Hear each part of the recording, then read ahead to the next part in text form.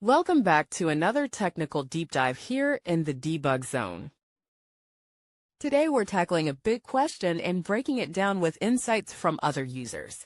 Hopefully this clears up some misconceptions and helps you get the answer you need.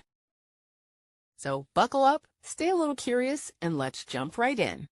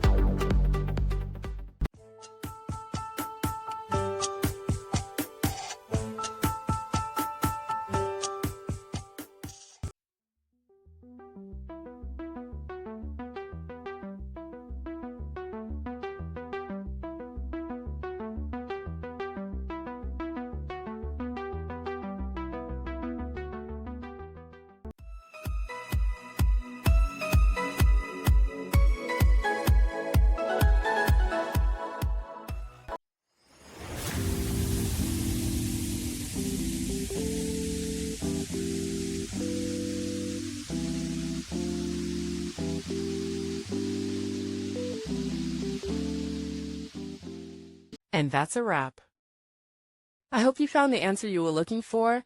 If you did, take a second to hit that subscribe button. It really helps out. And let me know in the comments which solution worked best for you. See you next time in the debug zone.